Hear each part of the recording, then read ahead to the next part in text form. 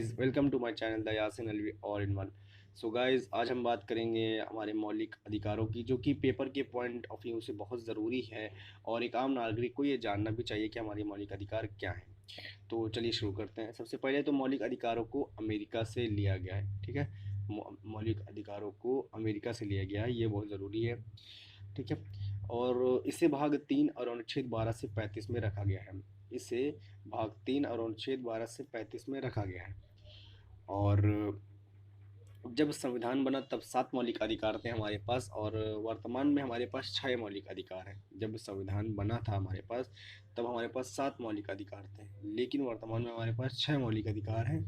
और 44वें संविधान को मौलिक अधिकार से हटाकर 1978 को कानूनी अधिकार दिया गया है ना, और जिसे एक्ट 300 ए में रखा गया। संविधान को मैग्ना कोटा भी कहा जाता है। ये एग्ज़ाम के पॉइंट ऑफ व्यू से बहुत ज़रूरी है। काफ़ी मरतबा एग्ज़ाम में पूछा गया है कि संविधान को और क्या कहा गया है, तो संविधान को मैग्ना कोटा भी कहा जाता है। तो 6 मौलिक अधिकार हैं जिनको हम विस्तार से समझेंगे आज, ठीक है। तो अनुच्छेद 12 की अगर हम बात करें, अनुच्छेद 12 की बात करें और 13 की, तो ये हमारे मौलिक अधिकारों में नहीं आते, लेकिन ये हमारे लिए जानना ज़रूरी कि इनमें क्या है ना, क्योंकि एग्ज़ाम में पूछ लिया जा सकता है। तो चलिए शुरू करते हैं। अनुच्छेद 12 की बात करें तो भारत देश के अंदर राज्य और संगठन एक साथ रहेंगे और भारत का ही हिस्सा होंगे, जैसे कि यूपी हो गया, बिहार हो गया, और गोवा हो गया, मध्य प्रदेश हो गया। जितने भी राज्य हैं भारत के, ये सब ये सब भारत का ही हिस्सा रहेंगे, ठीक है। कल को कोई ये नहीं कह सकता कि हमें एक अलग देश बना दिया जाए, कोई ये नहीं कह सकता। तो ये जितने भी राज्य रहेंगे, ये सब भारत का हिस्सा रहेंगे, भारत के अंदर रहेंगे। जितनी भी ऑर्गेनाइजेशन होगी, भारत का हिस्सा रहेंगी। और इसमें ये बताया गया। अनुच्छेद 13 की बात करें तो इसमें ये बताया गया कि मौलिक अधिकारों को कम नहीं किया जा सकता, और कोई भी सरकार हो, इससे कोई फर्क नहीं पड़ता, सिर्फ आपातकाल को छोड़कर, है ना। और इससे मौलिक अधिकारों को बढ़ाया जा सकता है, कम नहीं किया जा सकता, ये बताया गया है। अब बात करते हैं अब बात करते हैं समानता का अधिकार, जो कि हमारा पहला मौलिक अधिकार है, जो कि 14 से 18 में दिया गया है। आर्टिकल 14 से 18 में इसको पूरी तरीके से आर्टिकल 14 से 18 में इसको पूरी तरीके से बताया गया है। तो चलिए शुरू करते हैं। सबसे पहला जो हमारा मौलिक अधिकार है, अनुच्छेद 14 में, हम सभी को विधि कानून बराबर होंगे। हम सभी के लिए विधि कानून बराबर बराबर होंगे। इसमें सबके लिए एक ही कानून होगा। मतलब इसमें ये भेदभाव नहीं किया जाएगा कि आप बड़े आदमी, आप छोटे आदमी, आप गरीब जाति के, आप ये हैं, इससे कोई फ़र्क नहीं पड़ता। अगर आपने गुनाह किया, आपने गलती करी है, तो उसके लिए सबके लिए एक ही सज़ा होगी। अनुच्छेद 15 की बात करें तो लिंग, जन्म, जाति कानून की नज़रों में सब समान होंगे।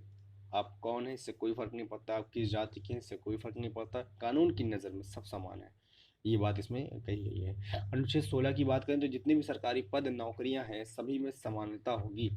जितनी भी सरकारी नौकरियां निकलती हैं, वो सभी में समानता होगी, किसी के लिए भेदभाव उसमें नहीं होगा।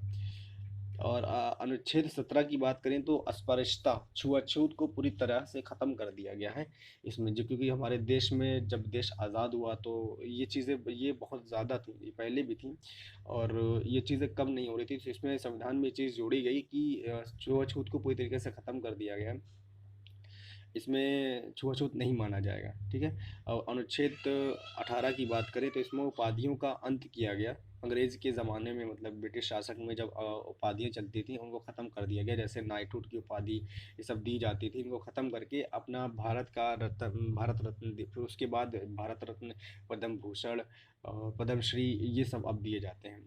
अब बात करते हैं हमारे दूसरे मौलिक अधिकार की, जो कि स्वतंत्रता का अधिकार है, जो कि बहुत ज़्यादा इम्पोर्टेंट है। स्वतंत्रता का अधिकार, जिसे आर्टिकल 19 से 22 में रखा गया है।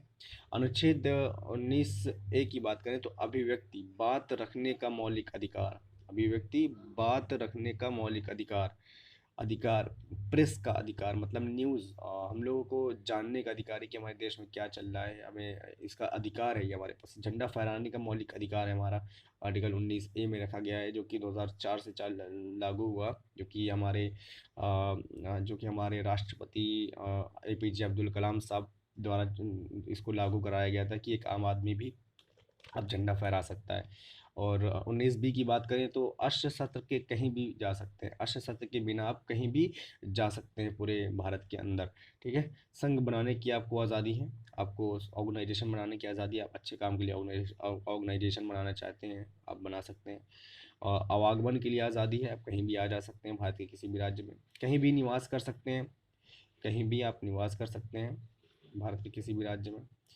और संपत्ति का अधिकार है आपके पास। जो संपत्ति का अधिकार को पूरी तरीके से ख़त्म कर दिया गया है, इसको ये याद रखना है क्योंकि ये पेपर में पूछा जाता है कि कौन से अधिकार को ख़त्म कर दिया गया है। तो इसको संपत्ति के अधिकार को पूरी तरीके से ख़त्म कर दिया गया है। और जो चाहे रोज़गार करे, ये मतलब जहाँ भी चाहे, जिस राज्य में भी चाहे, इसमें रोज़गार कर सकता है कोई भी। अनुच्छेद 20 की बात करें तो ये इम्पोर्टेंट बनता है क्योंकि इसमें दिया गया है कि अनुच्छेद 20, जब तक अपराध सिद्ध ना हो तब तक सज़ा नहीं दी जा सकती किसी को भी। अगर उसने अपराध किया है लेकिन उसको सिद्ध करना पड़े, जब तक वो सिद्ध नहीं होगा, जब तक वो सिद्ध नहीं होगा उसको सज़ा नहीं दी जाएगी, उसी के अंतर्गत उसको सज़ा दी जाएगी। और आर्टिकल 19 और आर्टिकल 21 की बात करें तो व्यक्तिगत स्वतंत्रता मतलब जीने का अधिकार, ये बहुत ज़्यादा इम्पोर्टेंट हो जाता है हमारे लिए क्योंकि इसे आपातकाल में भी नहीं ख़त्म किया जा सकता कि नॉर्मल चीज़ है, किसी का जीने का, ये हमारे जीने का अधिकार है, हमारे पास ये अधिकार है, हमारी right to policy, right to privacy, right to live, right to health, ये हमारा मौलिक अधिकार है, इसे आपातकाल में भी नहीं किया ख़त्म किया जा सकता। और इसमें ही 14 साल तक के बच्चों को मुफ्त में पढ़ाने का प्रावधान है। और ये आर्टिकल काफ़ी इम्पोर्टेंट बनता है क्योंकि पेपर पर पूछा जा सकता है कि कौन सा आर्टिकल ऐसा है जिसे आपातकाल में भी नहीं ख़त्म किया जा सकता। तो आर्टिकल है आर्टिकल 19 और आर्टिकल 21। ठीक है। और अब बात करते हैं अनुच्छेद आर्टिकल 22 की, जो कि बताता है कि जो अरेस्ट हैं उनकी सेफ्टी को देखता है। मतलब एक ये कहा जा सकता है कि उनके पास एक मौलिक अधिकार होता है कि वो अगर बंद हैं जेल में तो उनकी भी सेफ्टी रखी जाए। फिर तो हमारे मौलिक अधिकार, तीसरे मौलिक अधिकार की बात करते हैं जो कि शोषण के विरुद्ध अधिकार, जो कि जिसे आर्टिकल 23 से 24 में रखा गया है। तो अनुच्छेद आर्टिकल 23 की बात करें तो कोई भी किसी से ज़बरदस्ती काम नहीं करवा सकता, ये इंपॉर्टेंट बन जाता है यहाँ पे कि कोई भी किसी का शोषण नहीं कर सकता, उससे ज़बरदस्ती काम नहीं करवा सकता, जितना टाइम होगा उतना ही काम करवा सकता, उससे ज़्यादा काम नहीं करवा सकता, आप ज़बरदस्ती उस पर फोर्स नहीं कर सकते किसी को काम करवाने के लिए। और अनुच्छेद 24 की बात करें तो इसमें 14 साल तक के बच्चों से आप काम नहीं करवा सकते, आप 14 साल तक के बच्चे से आप काम नहीं करवा सकते, इसमें ये बताया गया है। अब आता है हमारा चौथा मौलिक अधिकार, जिसमें बताया गया है कि धर्म की स्वतंत्रता का अधिकार। इसमें हमारी धर्म की स्वतंत्रता का अधिकार जिसे आर्टिकल 25 से 28 में रखा गया है। जो कि आर्टिकल 25 जो है, आप किसी भी धर्म को अपना सकते हैं अपने मन से, आप जिसे बिलीव करते हैं आप अपना सकते हैं उस धर्म को।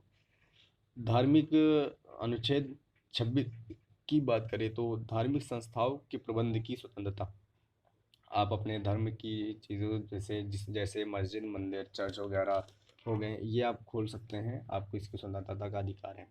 अनुच्छेद 27 की बात करें तो किसी भी धर्म में, किसी भी धार्मिक संस्था पे आप पैसे दान कर सकते हैं और इस पर सरकार कोई भी टैक्स नहीं लेगी, है ना। ये आप उसमें पैसा दे सकते हैं और सरकार उस पर कोई टैक्स नहीं लेगी। अनुच्छेद 28 की बात करें तो इसमें कोई भी धर्म अपने शिक्षा देने वाले स्कूलों को खोला जा सकता है, अपने शिक्षा देने वाले स्कूलों को खोला जा सकता है। अब बात करते हैं हमारा जो पांचवा मौलिक अधिकार है, सांस्कृतिक तथा शिक्षा संबंधी अधिकार, जिसे आर्टिकल 29 से 30 में रखा गया है। जैसे कि अल्पसंख्यकों वर्गों के हितों का संरक्षण, जैसे कि भाषा, लिपि एवं सांस्कृतिक सुरक्षा इसके अंतर्गत आता है। जैसे कि भाषा, लिपि, सांस्कृतिक सुरक्षा का अधिकार, प्रत्येक नागरिक को अपनी भाषा, लिपि एवं संस्कृति विशेष करने की, उसकी उन्नति करने का अधिकार है। परंतु शर्त यह है कि ऐसा करने से किसी अन्य वर्ग की को दिक्कत ना हो, मतलब आपके खोलने से उनको कोई दिक्कत ना हो, उनको उनके किसी वर्ग में उनको हानि ना हो, आप उस चीज़ खोल सकते हो। इस चीज़ के बारे में इसमें बताया गया है। और इसमें आपको सरकार जो है इसमें आपकी हेल्प भी करेगी, उसमें आपकी सहायता भी करेगी, वो पूरा अनुदान देगी, आपके काम में सहायक होगी।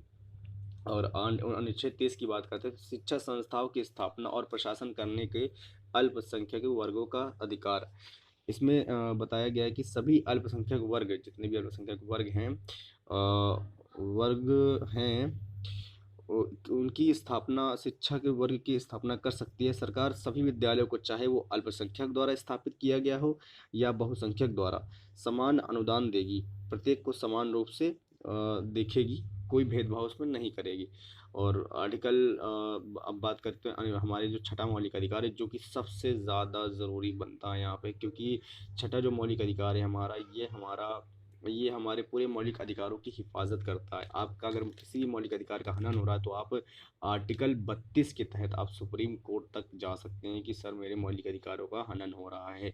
जैसे कि अनुच्छेद 32 संवैधानिक उपचारों का अधिकार ये है। ठीक है, आप इस आर्टिकल के तहत सुप्रीम कोर्ट तक जा सकते हैं कि सर मेरे मौलिक अधिकारों का हनन हो रहा है। तो ये जो है ये मौलिक आर्टिकल 32 ये पूरे मौलिक अधिकारों की हिफाजत मतलब उसकी सुरक्षा करता है। इसी के तहत आप सुप्रीम कोर्ट तक जा सकते हैं, आप बता सकते हैं सुप्रीम कोर्ट के कि मेरे मौलिक अधिकारों का हनन हो रहा है।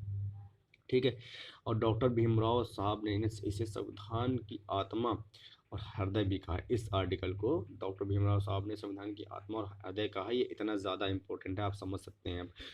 और इस अनुच्छेद से हमें अपने मौलिक अधिकारों का हनन होने पर सुप्रीम कोर्ट तक जा सकते हैं। ठीक है, जैसे कि मैं बता चुका हूँ आपको। और सुप्रीम कोर्ट इसमें 5 प्रकार की रिट भी जारी कर सकती है। मतलब आप सुप्रीम कोर्ट तक पहुंचेंगे तो सुप्रीम कोर्ट इस पे 5 प्रकार की रिट भी जारी करेगी। और इस अधिकार को किसी भी हाल में निलंबित नहीं किया जा सकता, सिवाय उचित संवैधानिक तरीके, मतलब सिर्फ आपातकाल में ही इसे रोका जा सकता है और इसे कभी निलंबित नहीं किया जा सकता। तो गाइज़ वीडियो कैसी लगी हो ज़रूर बताइएगा, और चैनल को प्लीज़ सब्सक्राइब, लाइक, शेयर ज़रूर करिएगा। और मिलते हैं नेक्स्ट वीडियो में।